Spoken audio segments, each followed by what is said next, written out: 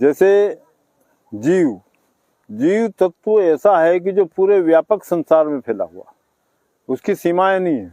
शरीर की सीमा है जो 84 लाख में बटा हुआ, 84 लाख योनिकरण में बांटा गया। तो निरंजन मतलब अर्थ होता है कि नीर के घर्षण से जो शरीर उनका जन्म हुआ वो मुझे भिन्न भिन्न दिखता था। अपने बचपन के खेल में मैं जब देखता था तो पिताजी मेरे से पूछते क्यों, खेत पे गया था? मैंने हाँ गया था। बोले कब, कैसे गया था? मैं अकेला थोड़ी था, चंद्रमा भी मेरे साथ में था।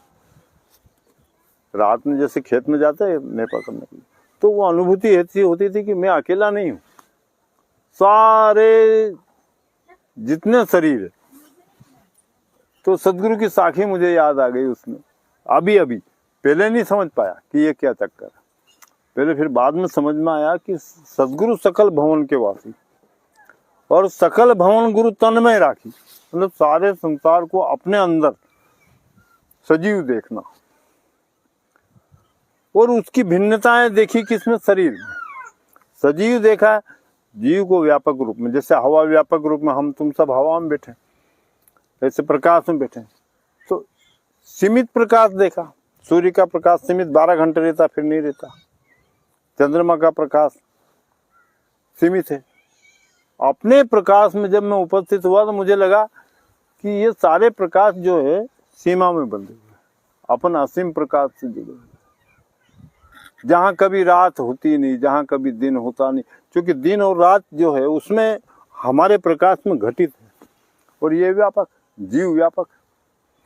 शरीर घटित है, जो आपका शरीर है ये कुछ सीमा में बना हुआ, आपके हाथ से अपना शरीर 3.5 हाथ, ये सारी भिन्नताओं में एकता। कितने मानव है, कितने शरीर है, लेकिन अपने हाथ से अपना शरीर 3.5 हाथ। कभी कभी बाई चांस कोई कम ज्यादा हुआ तो वो अलग बात, लेकिन बहुतायत ऐसा में।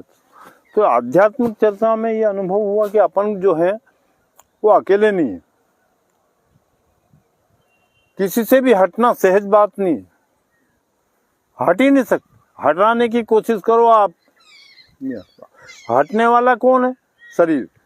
और व्यापक जीने वाला अपना प्रकाश, स्वयं का प्रकाश में जब अपन खड़े होते तो उसमें सारे संसार के जितने चराचर जीव है, वो देह अलग है, जीव अलग। जैसे अपने कपड़े अलग है, अपना अलग, ऐसा भिन्न भिन्न महसूस हुआ। गर्भ में, माँ के गर्भ में ऐसा अनुभव हुआ कि मुझे गीला कपड़ा डाल करके बांध दिया गया। आपने अध्यात्म की शुरुआत कब से की थी? वही तो मैं बता रहा हूँ कि माँ के गर्भ से ही ये चर्चाएं शुरू। और वहाँ कोई था तो नहीं जो गवाह सबूत ढूंढते थे कि तुमने देखा, कि तुमने देखा, क्योंकि इस स्थिति में कोई ही प्रवेश कर पाता है। माँ के गर्भ की अनुभूति है आपको? हाँ, एक गीले कपड़े में मुझे बांध दिया गया। क्या कुछ कष्ट होते थे?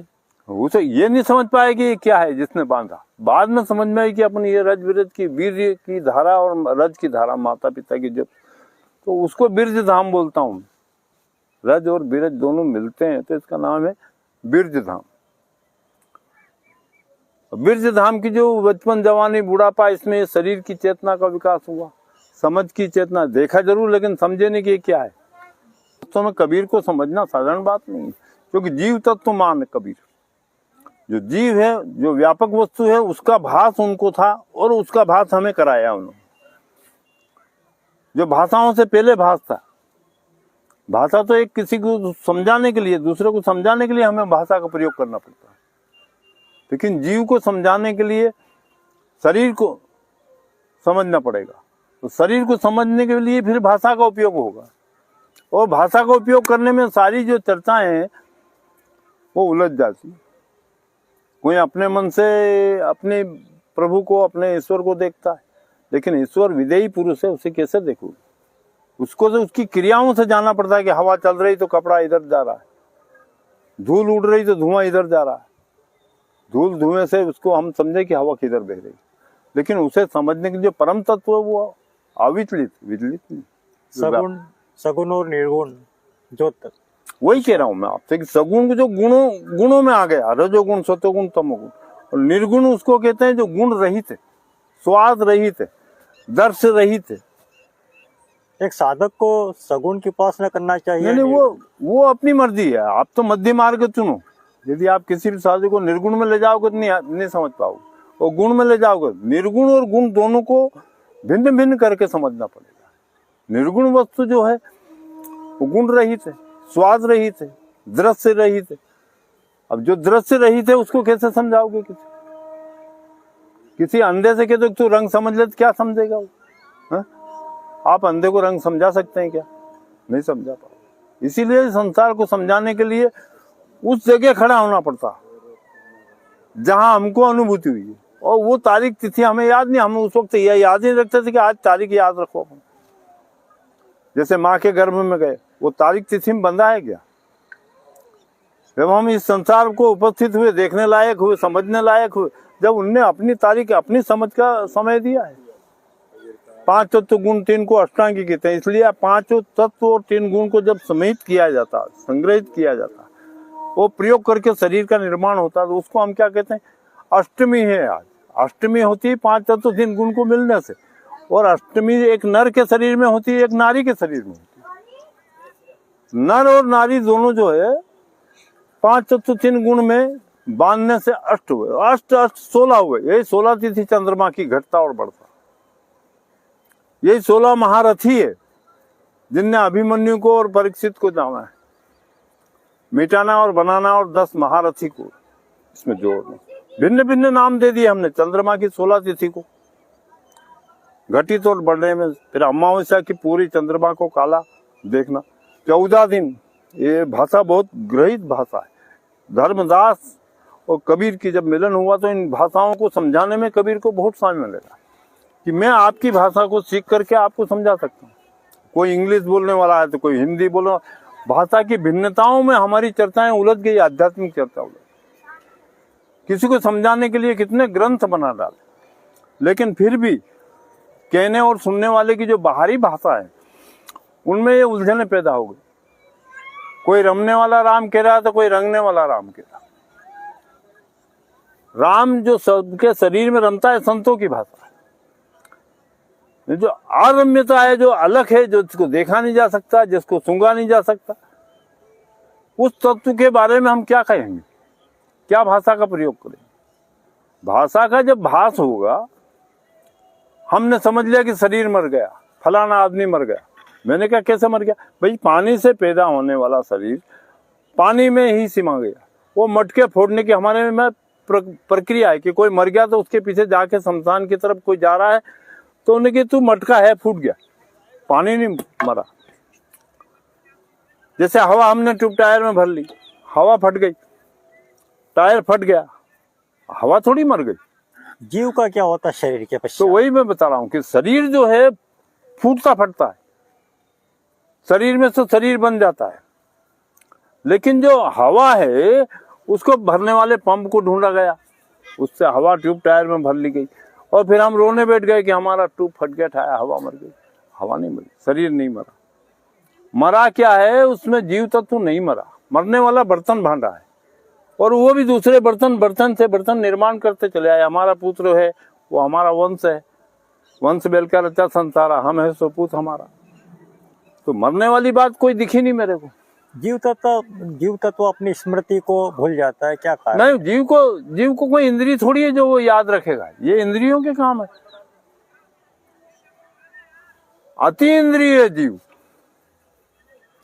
ना सूंघने में आता है, ना चखने में आता है, ना पकड़ने में आता है, ना देखने में आता है, ना छूने में आता है, केवल समझने में आता है। वो उसके योग्य बराबरी का कोई समझने वाला हो तभी समझ पाएगा। इसलिए गुरु शिष्य संवाद की रचना मैंने की। आपने बताया कि वो उसको स्मृति नहीं होती जीव को। हाँ, लेकिन भाई आप मरते टाइम किसी से पूछो कि तुम इनको पहचानते हो? यदि स्मृति वही है, शरीर वही है, तो फिर वो पहचानता है क्या? बताओ। हर मरने वाला यही कहता है कि अब नहीं पहचानता। तो ये घाट है हमारे शरीर की। प्राण यहाँ से उठ करके यहाँ जब बैठ जाता है तो यहाँ के लोगों को नहीं पहचानता, और यहाँ से उठ के जब वो यहाँ आता है तो फिर इस संसार के सारे दृश्य को नहीं पहचानता। कई लोगों को अपने पूर्व जन्म का वो तो हमारे मेरा भतीजा स्वयं है इसमें कि वो 2 साल सांप रहा, फिर इंसान बना। जिरवाई के अंदर काटा था। इंद्र सिंह जी का लड़का अगरोद में पैदा हुआ, वो मेरा भाई है, मेरे भाई का लड़का है। तो उन्हें कैसे ज्ञान था? तो वो याददाश्त रहती है ना। गुरु शिष्य जब संवाद होता है तो वो वहां ले जाता है। मैंने बताया ना कि जहाँ असीम प्रकाश, जो स्वयं का प्रकाश, इसको पाने के लिए क्या करना पड़ता है? वही दूसरे की संगति का सहारा लेना पड़ेगा। आपको भाषा का सहारा लेना पड़ेगा, जो भाषा को वो जानता है। जो कि ये जो हमारी पहचान है, तो बिना बोले ही आप एक दूसरे को पहचान जाओगे। आप कहीं जगह चले जाओ, नई जगह, तो आपको ऐसा लगेगा ये मेरा गांव है, मैंने देखा हुआ है। और ये मैंने ग्रंथों से उस बात को कहना समझना सीखा। जो ग्रंथों में चर्चा है कि अर्जुन से कृष्ण, वो कर्ण कह रहा है कि मुझे ऐसी जगह जला दो जहाँ कोई नहीं जला हो। तो भगवान ने सारी दुनिया को देखा कि यहाँ तो सब मरे हुए, तू अर्जुन, तू कर्ण कई बार मरा है, तेरे को यहाँ कई बार जला है। तो उन्होंने कहा फिर मैं तो यहाँ धरती पे मरना, जहाँ जलाया नहीं किसी को वहाँ मुझे देखो। तो उन्होंने अपनी हथेली पे उसको दर्शन दे करके समझाया कि एक ही ऐसी जगह है जहाँ अभी यहाँ जला नहीं। अच्छा गुरुजी, आप कबीर आश्रम से कब जुड़े?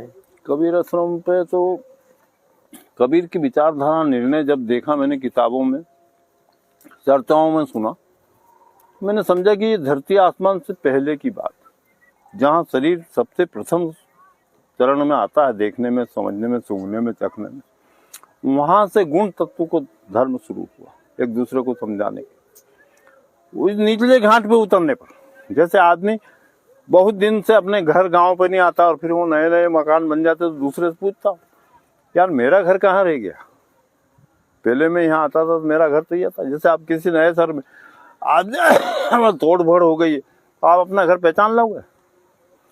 इसी तरह की स्थिति मेरी थी कि आप अपनी भाषा आपको कहें कैसे। अपन मुख में चले गए तो सामने वाला नहीं पहुंचा वहां। जो स्थिति मेरी, समझ का मतलब ये तू जैसा है ऐसा ही मैं हूं। संवाद का भी अर्थ ये है कि हमारे संवाद को बिना भाषा, बिना बोली के हम समझा नहीं पाएंगे। और जैसे समझाने जाएंगे वो कैसे उलझ जाती है। कैसे उलझ गई, किसी अंधे से पूछा कि भाई ये रंग क्या है, तो सफेद। तो सफेद कैसा होता है, तो सफेद दूध जैसा होता है। बोले दूध कैसा होता है, क्योंकि वो अंधा, उसने रंग तो देखा ही नहीं है।